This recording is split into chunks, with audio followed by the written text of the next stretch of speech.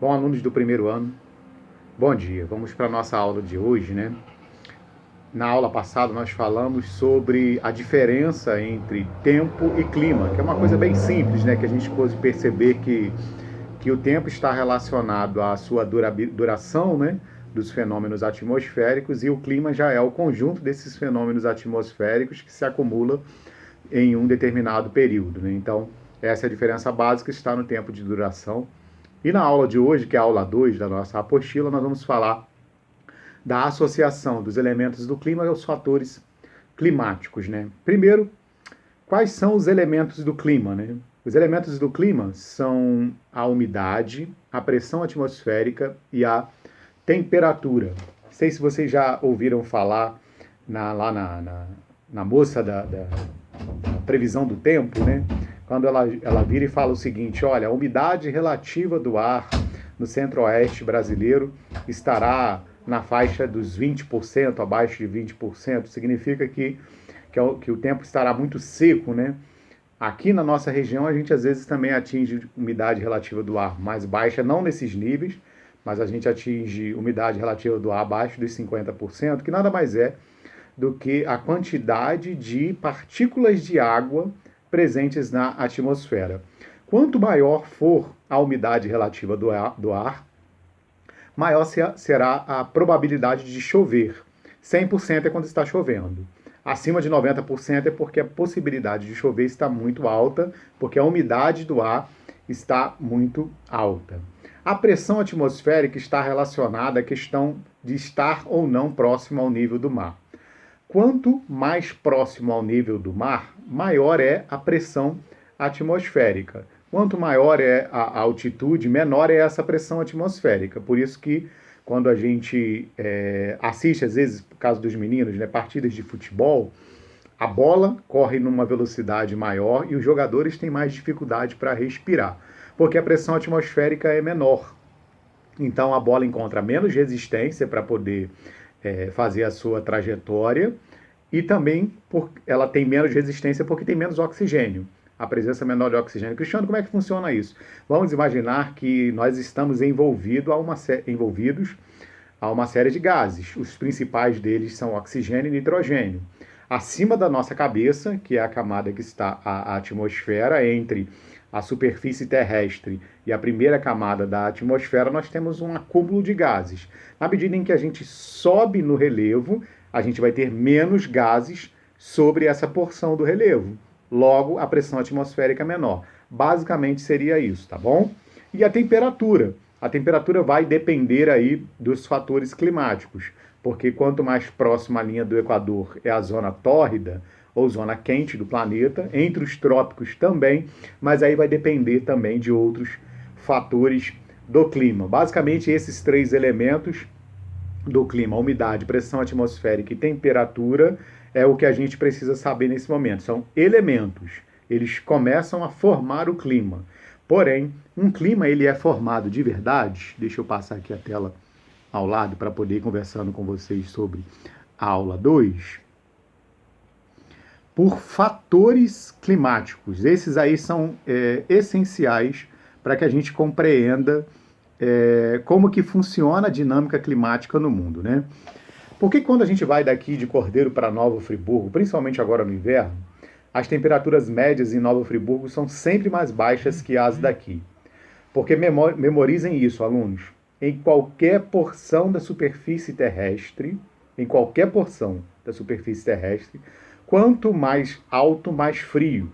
Mesmo que você esteja na linha do Equador, que é a zona mais quente do planeta, mesmo que você esteja ali, se você estiver lá no alto da Cordilheira dos Andes, no marco zero da linha do Equador, você passará frio, porque quanto mais alto, mais frio sempre. Então a altitude é um fator que influencia diretamente o clima, mas não é só a altitude.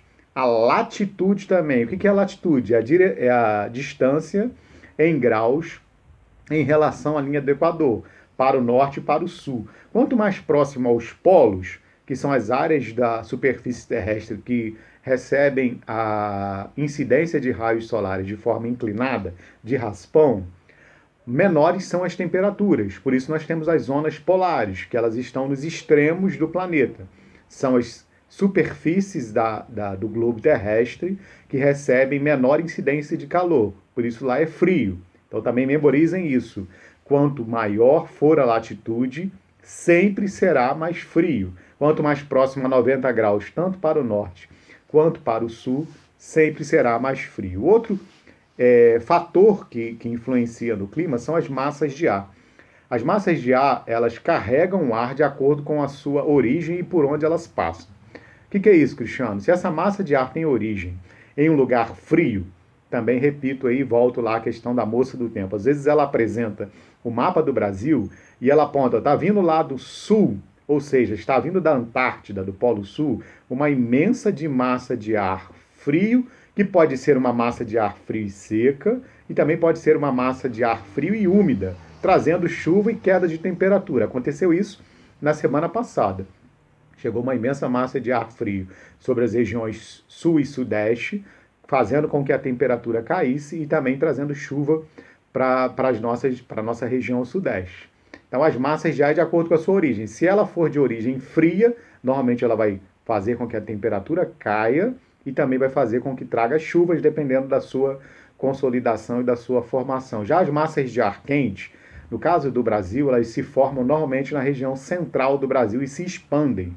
Vamos lembrar que o ar frio se desloca e o ar quente se expande. Quando a gente liga ar-condicionado, os aparelhos de ar-condicionado são instalados no alto, normalmente. Por quê? Porque como o ar frio é mais pesado, ele desce, e como o ar quente é mais leve, ele sobe. Então a gente faz com que a temperatura mais fria desça, que é o ambiente onde a gente transita, e o ar quente, que a gente não fica lá no alto, fique lá para cima. Essas massas de ar, quando elas se formam no centro de uma área, que já é uma área de calor, ela tende a expandir esse calor para o seu redor, e se ficar por vários dias com o céu aberto e sol quente, essa massa de ar vai expandindo, expandindo, e impede que as massas de ar frio entrem no território, e também faz com que o calor só vá realmente ficando cada vez mais complicado da gente administrar, né? Vai ficando cada vez mais alto, e isso é muito comum no verão. Como que essas massas de ar elas trabalham, Cristiano? No caso específico dos continentes, entra um outro fator do clima, que é a continentalidade. A continentalidade, quando se dá esse fenômeno, né, próximo à linha do Equador, ela normalmente vai proporcionar aumento de temperatura e ar seco. Cristiano, como é que é isso então? Vamos lá no Brasil, centro-oeste do Brasil, Mato Grosso do Sul, Goiás, onde fica a capital federal, Brasília.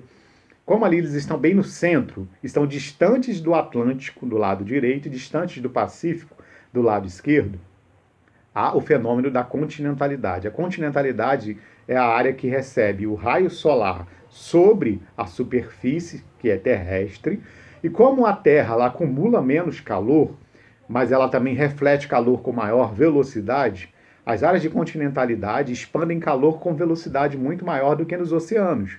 Na água, se a gente entrar na piscina durante o dia, a água está fria, quando é à noite a água está quente, porque ela passou o dia inteiro recebendo raios solares, a água foi aquecendo como um todo, para só à noite começar a dissipar o calor e a gente perceber que a água está mais quente.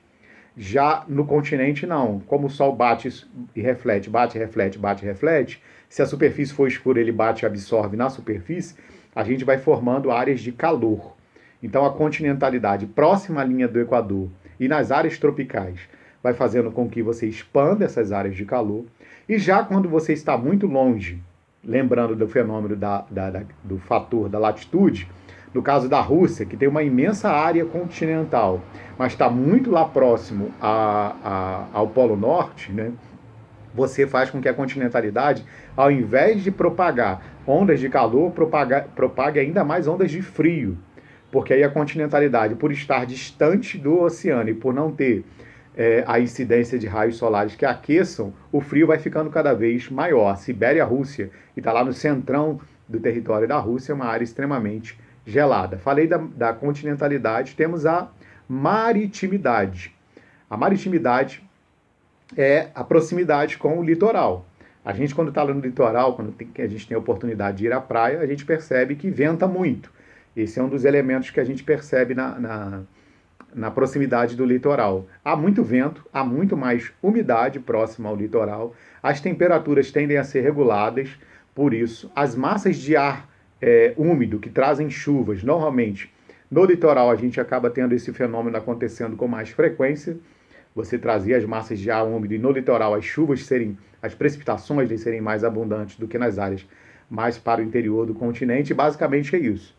A maritimidade vai fazer com que o fenômeno dos ventos e da amplitude térmica seja mais volátil, mais variável por conta dessa proximidade, né? Além disso, a gente tem as correntes marítimas. Se vocês pegarem, depois eu vou tentar disponibilizar para vocês na plataforma a imagem das correntes marítimas, né? Existem correntes que elas são quentes e outras que são frias. As correntes que saem da linha do Equador são correntes quentes.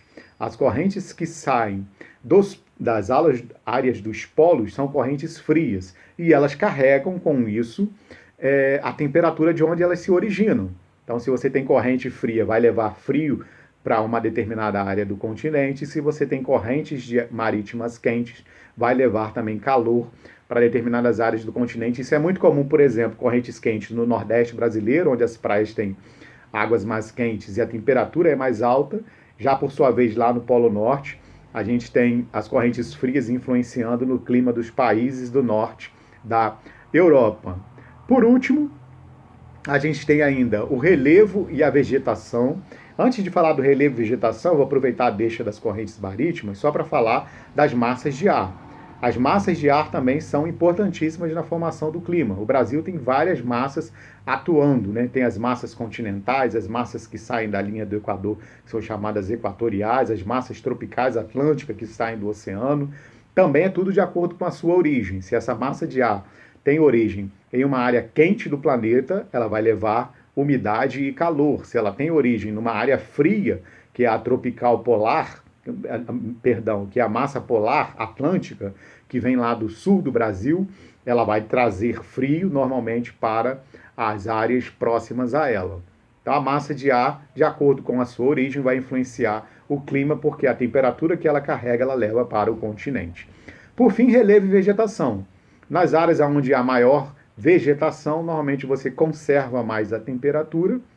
E para que haja mais vegetação também, a gente precisa que tenha melhor regime de chuvas e maior incidência de raios solares. A floresta amazônica é extremamente úmida, porque você tem uma área que está na linha do Equador, que acumula muito calor, e como tem muita floresta e os ventos úmidos do oceano empurram muita chuva para aquela região, você tem temperaturas altas e umidade constante. Então você tem essa troca de chuva e temperatura alta o tempo inteiro.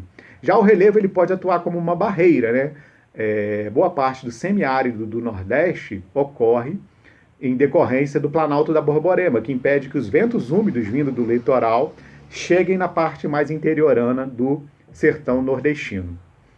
De forma rápida, a gente encerra então a nossa aula e vai ficar como atividade para vocês as atividades da aula 2. Grande abraço, fiquem com Deus, pode acelerar o vídeo que fica mais engraçado e vocês não ficam o tempo inteiro me assistindo, né? Abração.